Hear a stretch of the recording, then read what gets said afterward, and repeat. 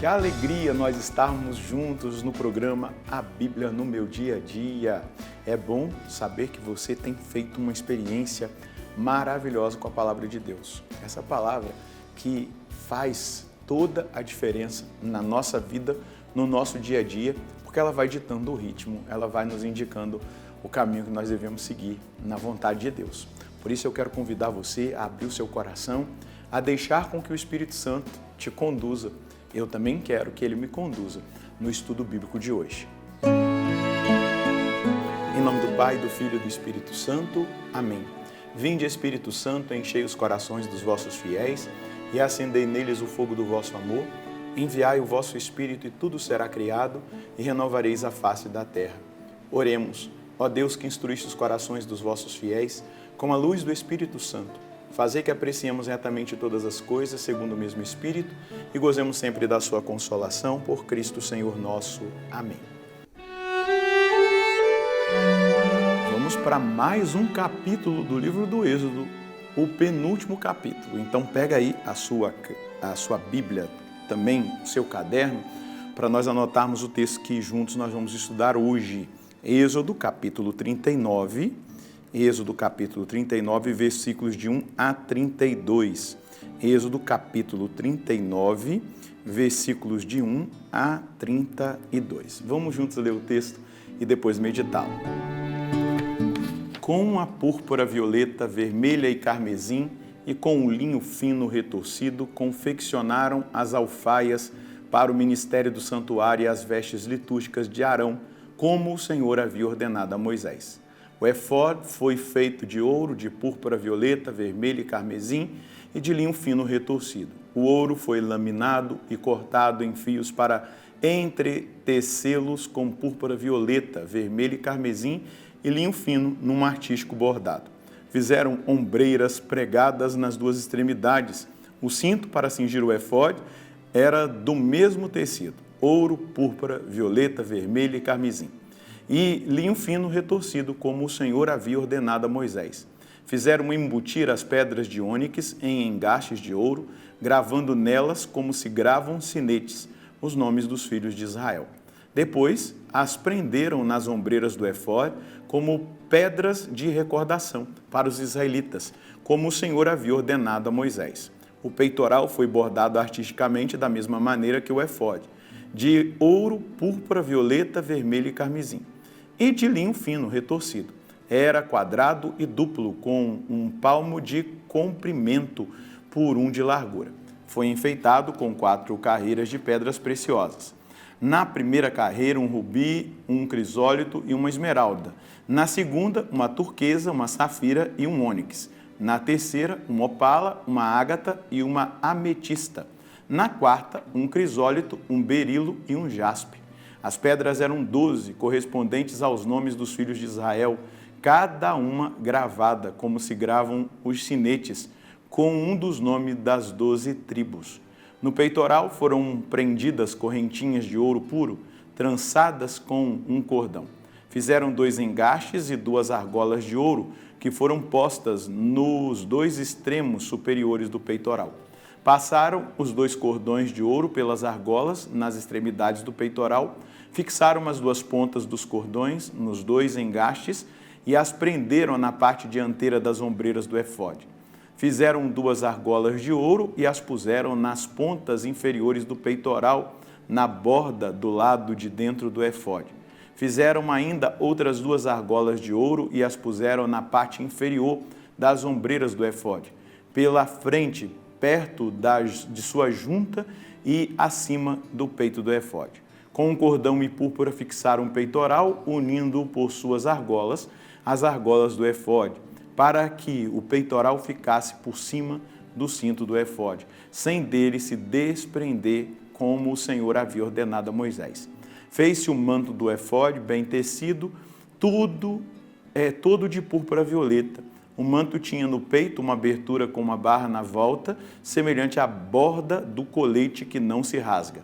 Puseram na borda inferior romãs de púrpura, violeta, vermelho e carmesim, e campainhas de ouro puro, pondo-as entre as romãs, ao longo da borda inferior da veste. Havia uma campainha e uma romã, alternativamente em volta de toda a barra do manto, para usar nas funções, conforme o Senhor havia ordenado a Moisés. Fizeram para Arão e seus filhos túnicas de linho fino, a mitra e os adornos dos turbantes de linho fino, os calções de linho fino retorcido e o cinto de linho fino retorcido, púrpura, violeta, vermelho e carmesim, artisticamente bordado conforme o Senhor havia ordenado a Moisés. Fizeram uma lâmina, o diadema sagrado de ouro puro, gravaram como um sinete consagrado ao Senhor. E ataram-na com um cordão de púrpura por cima da mitra, conforme o Senhor havia ordenado a Moisés. Assim foram concluídos todos os trabalhos da morada, da tenda do encontro. Os israelitas fizeram tudo exatamente como o Senhor havia ordenado a Moisés. Veja, concluída a obra da tenda, as vestes dos sacerdotes. E é muito importante a gente fixar o nosso coração naquilo que conclui o versículo 32. Os israelitas fizeram tudo conforme o Senhor havia ordenado a Moisés. Então, a obediência, a sensibilidade espiritual, a determinação de obedecer a Deus. Talvez eles não compreendessem, porque eles não viram o que Moisés viu. Eles não ouviram o que Moisés ouviu, mas eles acreditaram no que Moisés falou. Eles deram crédito à visão que Moisés teve e eles aplicaram exatamente, em estrita obediência, aquilo que o Senhor havia dito.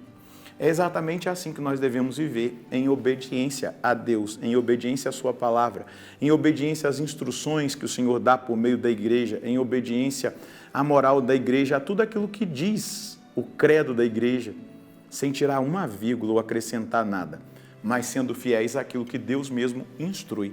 Mas aqui nós estamos vendo hoje a veste sacerdotal, as indumentárias sacerdotais. Isso indica o quê? Indica a sacralidade do ministério sacerdotal, já lá na antiga aliança. Um ministério sagrado, no entanto que é cunhado uma palavra, consagrada ao Senhor. O sacerdote é um homem consagrado ao Senhor, pertencente ao Senhor. Para que ele é consagrado ao Senhor? Para oferecer os sacrifícios, para oferecer as orações, para oferecer o pedido de expiação, de perdão dos pecados do povo, para se colocar entre o povo e Deus, mediando entre o povo e Deus as necessidades desse povo. Então, desde lá do Antigo Testamento, a gente vai percebendo a dignidade sacerdotal. Então, quando você vê um padre paramentado, e aí eu já estou olhando o sacerdote do Novo Testamento, quando você vê um padre paramentado, não é? De túnica ou alva, símbolo, não é? A estola, a casula, tudo aquilo que diz das vestes sacerdotais, você tem que olhar para aquelas vestes e entender a dignidade que está representada nessas vestes. E aí nós temos as cores litúrgicas, vamos, né, lembrar o verde no tempo comum, o vermelho para os mártires, não é? O branco para as festas dos santos, para o tempo da Páscoa, para o tempo do Natal, e também o roxo para as celebrações ezequiais, as celebrações da Quaresma e do advento do Natal. E a igreja, o sacerdote se reveste exatamente para celebrar o santo sacrifício, porque ele é consagrado ao Senhor.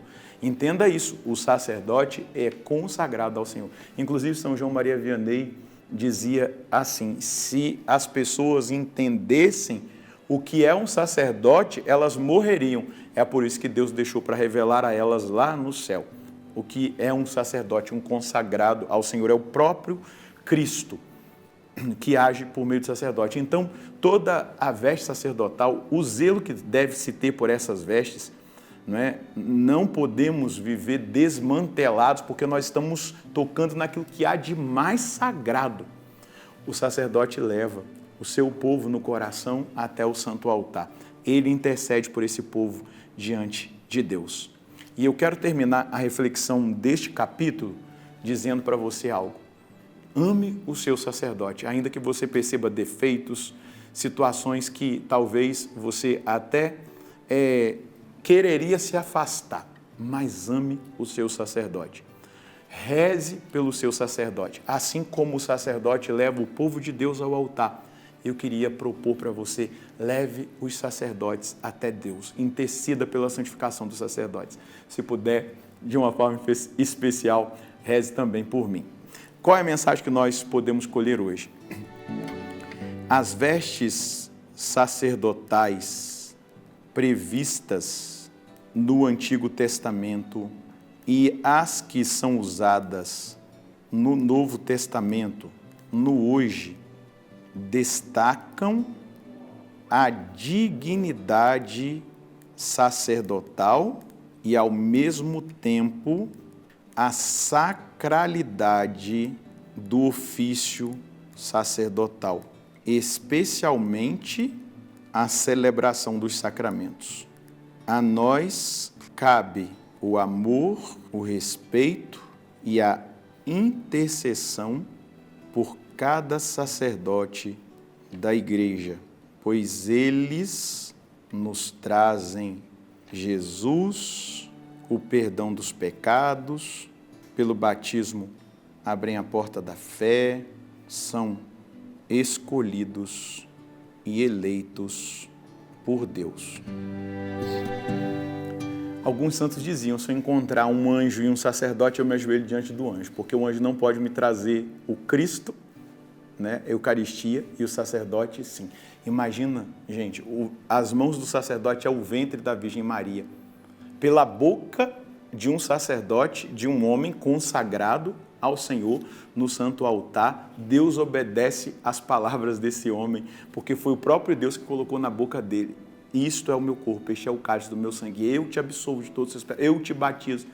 Então, nós precisamos olhar para o sacerdote e entender, ele é um homem consagrado ao Senhor, respeitar, amar, rezar, cuidar dos sacerdotes. Faça esse exercício, independente de qualquer circunstância, ajude seu sacerdote a ser santo e a viver o ministério que Deus escolheu e elegeu ele para viver neste tempo e servir aí na sua comunidade. Conto também com as suas orações. Vamos rezar? Senhor, nós te agradecemos pelo ministério sacerdotal que o Senhor deixou para nós na Santa Igreja Católica. Nós agradecemos por cada um dos sacerdotes que fizeram parte da nossa história. Eu agradeço pelo sacerdote que me batizou, pelo sacerdote que me deu a primeira comunhão, pelo bispo que me crismou, pelo bispo que me ordenou. Eu te agradeço, Senhor Deus, por cada sacerdote que eu já me confessei e que perdoou os meus pecados. Eu glorifico ao Senhor pelo ministério sacerdotal na sua igreja. É um grande dom, é uma grande riqueza, é uma grande dádiva para o mundo, para a humanidade. Eu agradeço ao Senhor e quero me comprometer, junto com os meus irmãos, a rezar todos os dias pela santificação do clero, para que os sacerdotes sejam santos e possam santificar o povo de Deus, ainda mais pelo seu testemunho e pelo seu ministério bem vivido. Toca em cada um dos sacerdotes, Senhor, da sua igreja, santifica-os, faça com que eles te apresentem ao mundo, assim como que eu te apresente ao mundo pelo meu ministério sacerdotal, que eu te apresente à humanidade, que eu viva santamente esse ministério a mim confiado. Amém. Coloca como meta da sua vida, da sua família, rezar pelos sacerdotes. Fale menos e reze mais. Talvez você vai ser usado para grandes mudanças e transformações de sacerdotes, que talvez você seja crítico a eles, mas você só critica e não reza. Não adianta criticar, né? Na verdade, deixa a crítica de lado. Apresente esse sacerdote, fale dele sim, mas para Deus. E você vai ver um grande mover de transformação no coração do sacerdote, mas também do seu, tirando toda a antipatia e te fazendo também presente na vida desse sacerdote para que ele seja ainda mais consagrado a Deus, servo do Senhor. Deus abençoe você e sua família. Nós nos encontraremos no próximo programa, se Deus quiser, em nome do Pai, do Filho e do Espírito Santo. Amém.